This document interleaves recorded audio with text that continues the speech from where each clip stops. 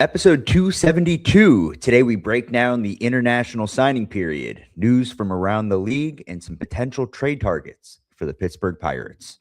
You're listening to the Bucco Bantr podcast, brought to you by the Just Baseball Media Network. Cue the music. Rockin' 101, she compliment my taste. Whiskey in my lemonade, cause I like the way it tastes. Best seats at the Pirates game, they let me run the base. Yeah, my time is like my money, cause I can't afford to waste. Wifey is a lawyer, take my date to my dates. Or the steak by the plates, and in case after case, run my race at my pace, clear the grass of the snakes. Welcome back to another episode of Bucco Bantr. Adam, we're recording here on a cold Sunday night, and the Dodgers have rebuilt to avoid losing another Wolf game. It's the Wolf game that got them. Yeah. I know they won the World Series. I get that. But that was really a breaking point in their season. Big time. Big time. I mean, 4 years, 240 for Kyle Tucker, an overpay. Some deferments there, and we're not going to spend too much time on it, but I think let's just enjoy every bit of baseball we have in 2026 because the lockout is looking more and more likely heading into 27, and I want to be more positive and focus on this season. I'm sure we'll have time to talk about that after this season, but 2026 Pirates are going to be exciting too.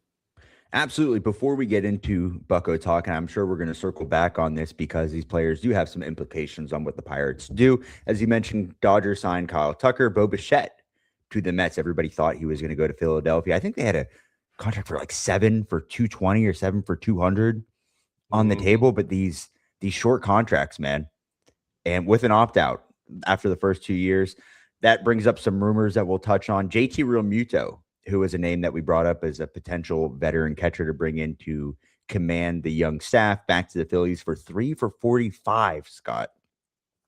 3 for 45, 15 a year. And then Victor Caratini, pour one out for probably the most mentioned named on this podcast in that past couple of weeks. God damn it, Shelty, you can't have him. What the hell? I mean, Hey, Victor Caratini, for what it's worth, interesting decision. I wonder what his market was like, because Ryan Jeffers is a pretty solid catcher. So he's got to have one of the more interesting catching rooms in the league up there in Minnesota.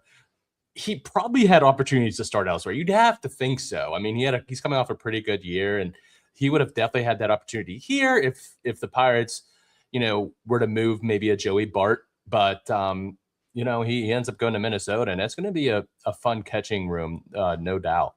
2 years for $14 million. I think that's about right. Yeah. I figured he'd get a second year, and I figured it'd be slightly under 10 mil. So we'll get into how those moves affect the Pirates, but let's review the week, Scott. Big week for Bucco Bantr. Yeah. We can review real quick. Ryan O'Hearn, big Awesome kahuna interview on the show. I texted a friend who played with the Orioles and I played with in college. Hey, what do you got on Ryan O'Hearn? And he said, best clubhouse guy in the league, best baseball IQ / business IQ, someone that you would love to go kick back a few beers with. And I got all of that from the interview. He was for sure.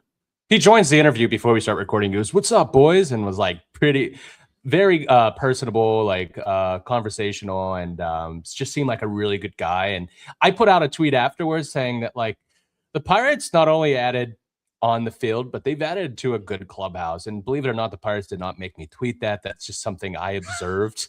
And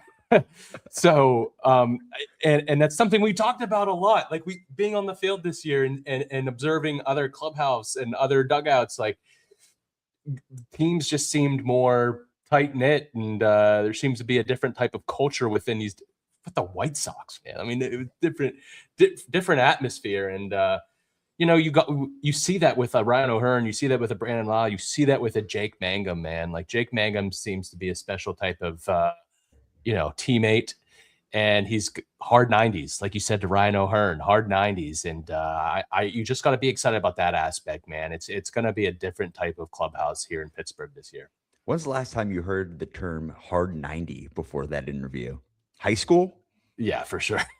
Hard 90s all day, dude. Yeah. My favorite part of the interview was him breaking down his swing, because we do that with a lot of players, and a lot of guys know their swing well, and what works for them and what doesn't, but Ryan O'Hearn knows exactly what's going on. He was able to so elegantly tell us and walk through every part of his swing, from the hips being closed to the hover foot to terminology that he doesn't like to use that works for him, and how the most impressive thing was he's been with a lot of teams, Royals, Baltimore, San Diego, and now Pittsburgh. He said he's taken a little bit of information from each hitting coach that's helped him develop, and look where he's at now. He went from a guy that was DFA'd multiple times, traded to an all-star and a 2-year, $29 million player.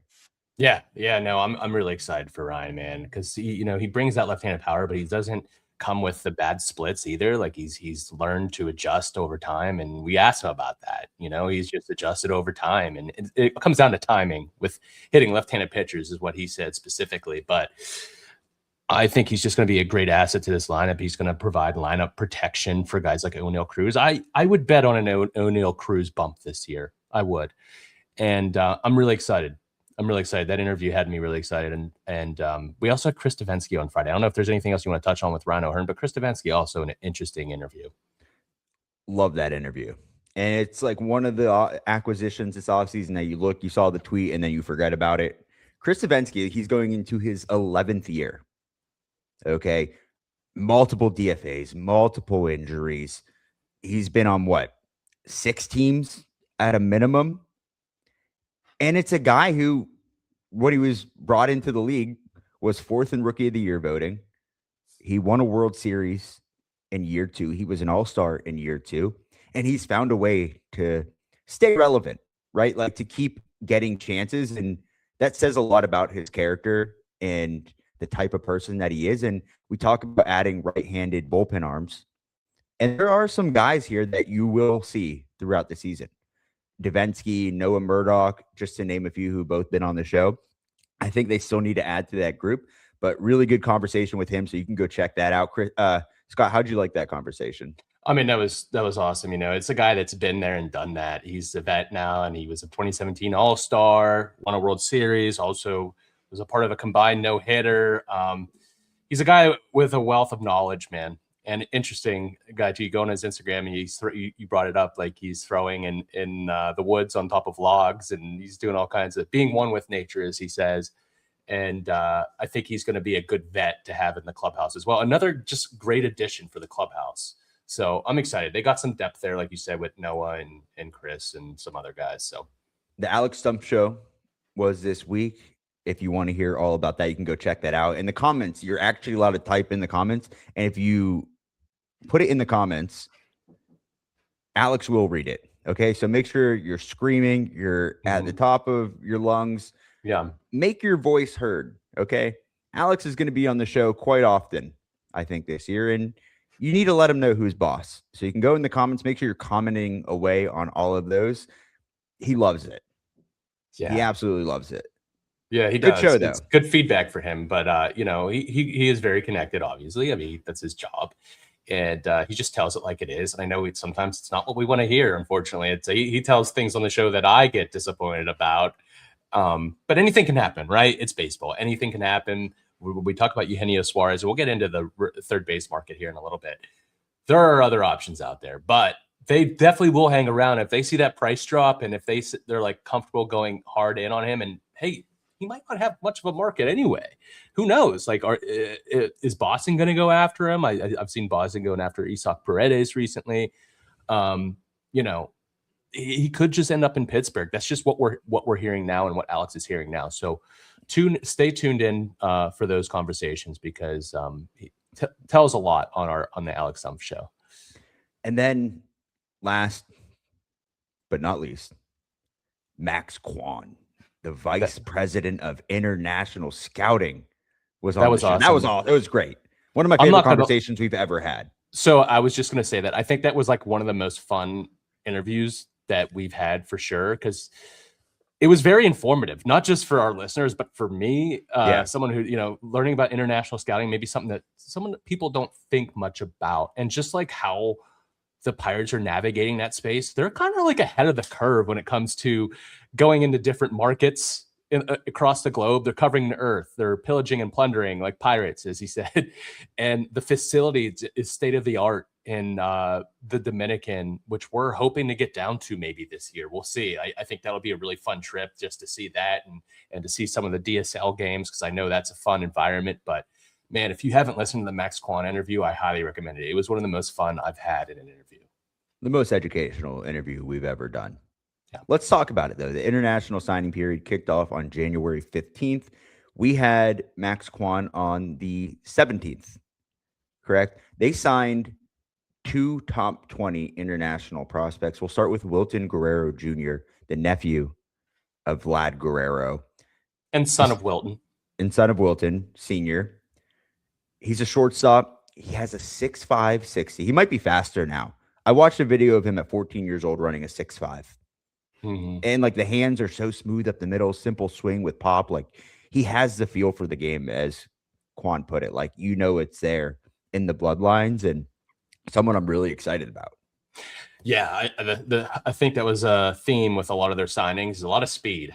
But Wilton Guerrero has, you know, feel for the bat, feel for the zone, man. I think he's gonna hit fry average. He's gonna get on base, and he could be like a top of the order type of guy. No, he's only 16. Like, this is the thing. Like, these guys change. Like, they haven't fully grown into their bodies. That's what makes international scouting so interesting and different, because you're projecting on underdeveloped kids, you know, if not fully developed kids. It's a tough task. But, you know, they have certain traits that they go all in on, and Wilton had those traits, and I'm excited to see him. But he wasn't the top guy they signed. They signed Yancer, I think it's Yancer is how you pronounce his first name, Custodio, who's a number 7 overall prospect on Pipeline. Max, how he described him was a ton of offensive production.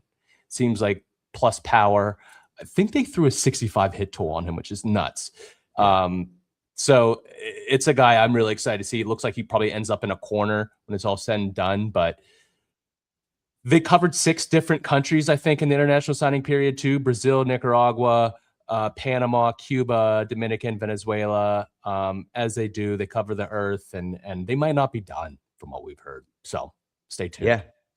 Exceptional hit tool for Custodio. He said the most fun BP you'll ever watch. Yeah, that's awesome, man. I'm really excited. And like you said, it would be real fun to get down to the Dominican, wouldn't it? That would be an awesome experience.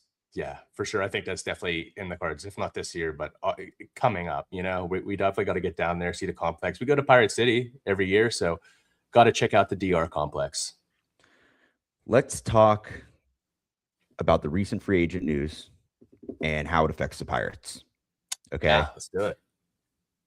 Bo Bichette went to the Mets. And the Mets now have the oldest infield in the history of baseball. And they're also, I'm interested to see how that plays out, because they're playing 2 guys out of position. I mean, obviously Lindor is going to be the lead in that infield, but playing Polanco at first and Bichette at third. And I think Bichette probably eventually moved off as short anyway, but it'll be interesting. It was a panic move, clearly. They thought they were getting Kyle Tucker.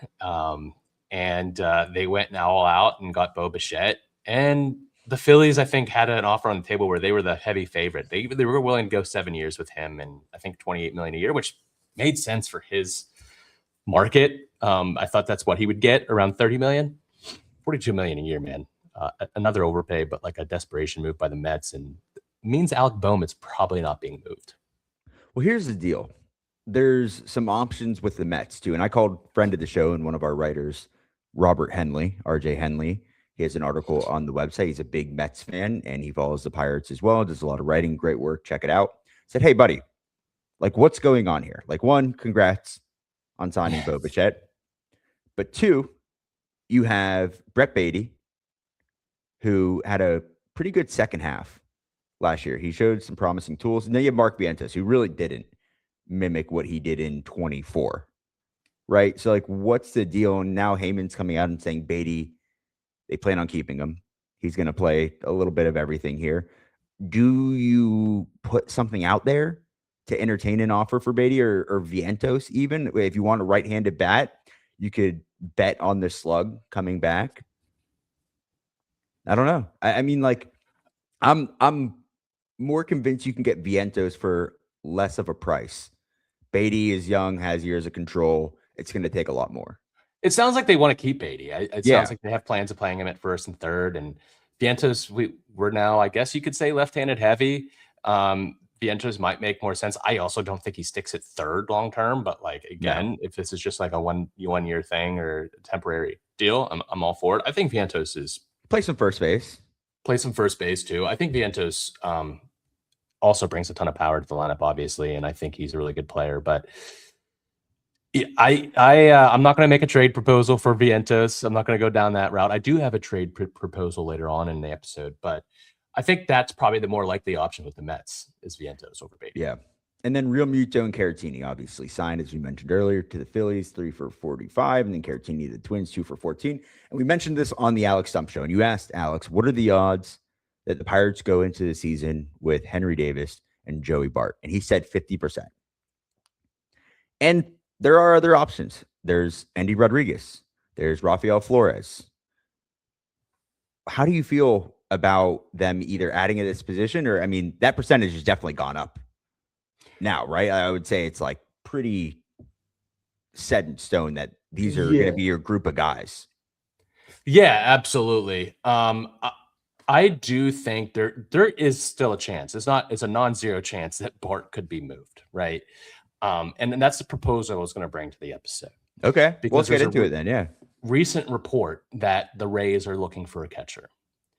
We already made a trade with the Rays, and I think this could be an opportunity to improve elsewhere on the team. I know they've been talking about maybe adding another righty in the bullpen. What if they can acquire that via trade? And I look at the Rays depth chart here. Our projected catchers are Nick Fortes and Hunter Bigge. Okay. What if we send Joey Bart to the Rays for a reliever? And that reliever being right now, Hunter Bigge. This is a name that I've really liked for a long time. He was actually acquired by the Rays in the Christopher Morel trade from the Cubs. Guy that went to Harvard. He's 27. He's kind of an older prospect. I don't think he still has prospect status, but he's done well in his stints in the big leagues. I mean, 2024 had a 2.6 ERA last year, 2.40 ERA, and 19 and 13 appearances respectively over those 2 years. Gets the fastball up to 100, sits at 97.5. Has a slider, curve, and sinker too. It's mostly four-seam slider though. This guy has closer potential. He screams like Kyle Nicholas or, that Mason Montgomery type of potential. But I don't think the command is a question mark like it is with Mason, like it is with Kyle. So could you acquire a Hunter Bigge for Joey Bart straight up? Not sure. I don't see why not. He's not projected to make the Rays team. I think it'd be a fun experiment. He's 27. Right. 12th round pick in 2019 by the Cubs out of Harvard. I watched a couple of his videos, kind of short arms it, kind of like Lucas Giolito. Throws really hard. Food for thought. I like that. If we're going to revive anyone's career, add value, I think Bill Murphy and what the Pirates have done with the pitching is a good spot, man. I really do. Here's my proposal. You mentioned it earlier. Isaac Paredes. This is a name that's a little bit more far-fetched, but we're going to throw out all the possible options in the trade market, right? Significant pop from the right side. If you're looking for slug, I know you had the Crawford boxes last year, but in 2025, 20 homers, 53 RBIs, and 102 games played, and was an all-star for Houston. He's been an all-star each of the last 2 seasons. In 23, he had his best campaign. He had 31 homers that year, 98 RBIs, both career highs. He will be a free agent after the 2027 season. So you'll get him for 2 years. So the price may be a little bit higher. And I know Houston just recently acquired him, but they might be looking to break down. They're probably looking for some arms. Well, Correa is listed as a shortstop, right? Or third baseman. Right. With Cam Smith, I don't know if they plan to move him back to third base at any point or play him there. I know he's playing the corners, but they have other options in Christian Walker at first base. So, yeah, I like Isaac Paredes. I think right-handed power, it's undeniable. Right, and it's a guy you could DH. Yeah. Too, and he's going to have some swing and miss, but he's going to provide a ton of pop. Speaking of right-handed hitters, before we close this out, Scott, Andrew McCutchen. Let's talk about it. Again, I like Isaac Paredes. I'm not going to throw out what I think the return would be. I think it's high. I think you're gonna have to give up a little bit more for 2 years of control. He's making $10 million this year. Not bad. Let's go to another right-handed hitter who has not received a phone call yet for 1 year, $5 million. And people are freaking out because Pirates Fest is coming up on Saturday, which we will be there. And they're like, how could you not have Andrew McCutchen at Pirates Fest? Let's remember, they're trying to build a good team here. And I'm not saying Andrew McCutchen wouldn't contribute to a good team. I would love for Andrew McCutchen to be on another winning Pirates team and have a positive presence. But how do you see him fitting into this roster construction with the moves that they've made already, considering he's probably not going to play the field at all? Yeah, I don't see it. I know you could bring him back. He probably is your cheapest option to provide right-handed slug right now. 1 year, $5 million. And I'm sure that's being negotiated in the front office right now. But I think you have that rotating cast of DHs right now. I don't really want to mess with that. I like the ability to maybe throw Brandon Lau there for a day if you want to give him a day off in the field. Ryan O'Hearn, some other guys as well. I don't really see the value in plugging your DH spot in the lineup 4 days out of the week. Yeah. He's a right-handed bat. That helps. And again, I think this is a move. I'd be surprised if they re-signed Cutch before Saturday. I'd be surprised. I think this is going to be something where we head into spring training and then the move is made. They're going to have to see everything else, how it falls. And then if they have a spot for Andrew McCutchen, then yeah, you make that offer. And I wouldn't be upset about it. But right now, I think you have a lot of other holes to fill. You're trying to get a third baseman. We went almost a whole episode without talking about Eugenio Suarez, by the way. Yeah. Just mentioned him in passing. Good for us. We did. Good job, Adam. Good job. Awesome. Good stuff. But yeah, I think it happens later on. I think they need to address third base. I like the Hunter Bigge arm. They need some right-handed arms in the bullpen to supplement what they've already brought in. I think they need a fourth outfielder. Who's that going to be? There's not many great names. Unless it's Justin Garcia, which is he's eventually going to be on this big league roster, right? Right.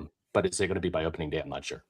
A name that it was very intriguing to me. It's not going to happen. So I'll preface it with this. Harrison Bader was out there, but he's going to play every day somewhere. Probably. Yeah. Probably. And it looks like he wants a 3-year contract because he's been hopping around. He wants some stability. It would be a fun name in there. I know the hit tool is not great, but you're getting defense. A+ defense, and he actually has been better at the plate, but average bat. Yeah, not going to happen. But that's like the type of name that are besides Cody Bellinger that are out on the free agent market right now. So absolutely exciting to see what they're going to do in the next. I think something's going to happen soon. Pitchers and catchers report in a couple of weeks. Yeah. I think we're going to see something. It's not going to be a sexy move, but I think we see something. So. Adam, before we wrap up, I want to say real quick, officially reached 1,000 subscribers on YouTube. So just want to shout out everyone that's listening. Yep. It was originally our goal to hit that by the time we got to spring training. So we're way ahead of schedule here.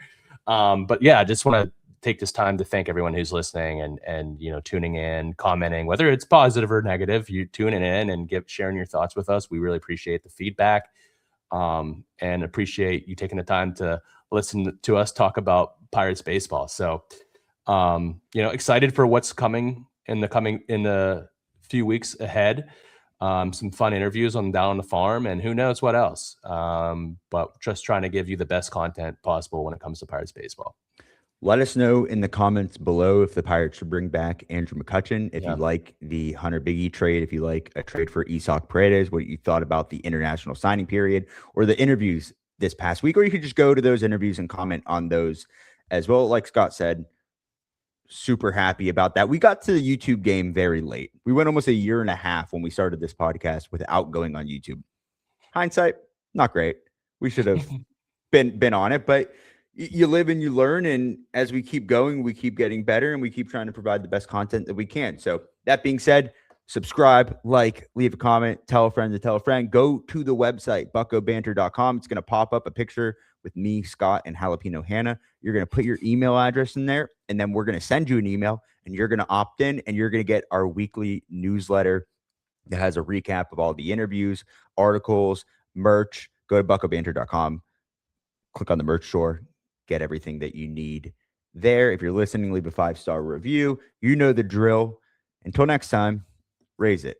Raise it. Best seats at the Pirates game, they let me run the base. Yeah, my time is like my money, cause I can't afford to waste.